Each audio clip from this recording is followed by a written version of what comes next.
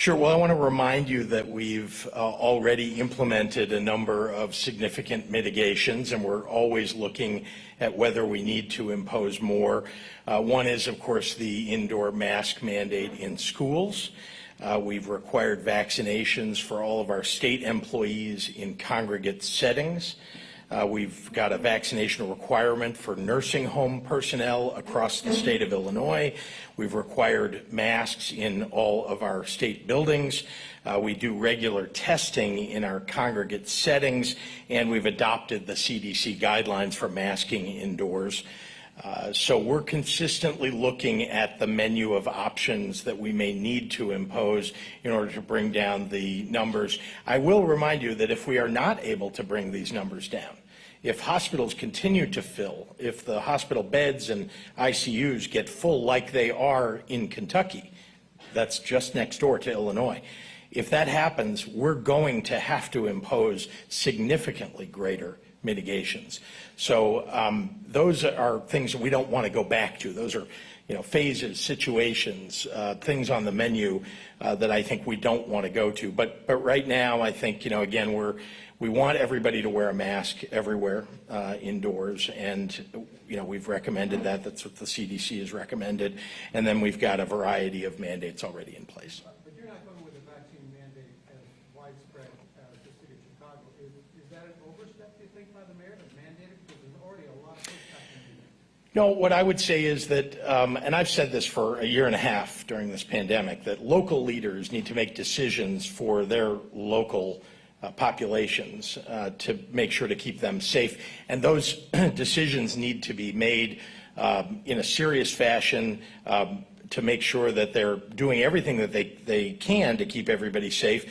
But that means mitigations that are tougher than the ones that are in the state of Illinois more broadly. So we set a standard in the state of Illinois, a minimum, but local officials should react properly to the data in their local areas in order to keep everybody safe. Right, so far 51 school districts out of 859 are defying your mask mandate and allowing parental choice. Are you really going to withdraw funding, take away their sports, and deny their high school diplomas, or was that just an idle threat? Am I really going to do that? Yes, we are really going to do that. And by the way, many school districts are heeding our call to have mask mandates in their schools, and so they're reversing their position. What I would tell you is that it's extraordinarily important that we keep our kids safe. Remember, the numbers are going up before schools went back in session. And now I'm just explaining to you that look at all of the other states around the country where schools have reopened, and now you've seen schools close right back up again or have massive numbers of kids who need to stay at home because they've caught COVID or because they've been exposed to COVID. So let's get serious about this. I mean, I realize that there are people who like to show up and shout at local school boards, at the local school board members. But the reality is that the vast majority of people in Illinois want to make sure that the children of Illinois, their parents, their communities are safe, and having a mask mandate operative in schools, it will help to do that. Governor, when the redistricting maps were drawn back in the spring, you stayed out of the process.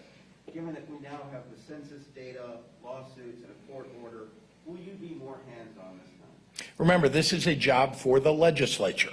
That is their job, right, to pass a redistricting bill.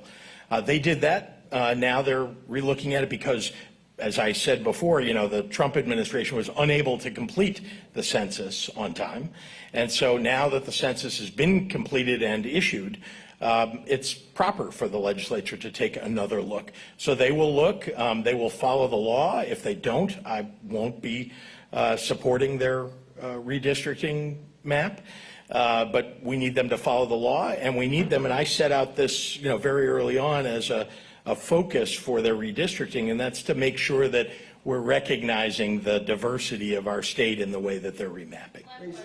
Based on the census data you've seen, do you think that changes are needed? Do you think that map that you signed into law needs to be updated now?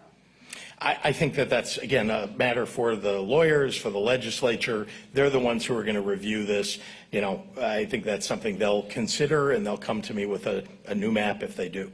Governor, Thank you. Disaster proclamation for 19 months in a row. Are you going to be signing one again, now that the case is down the road?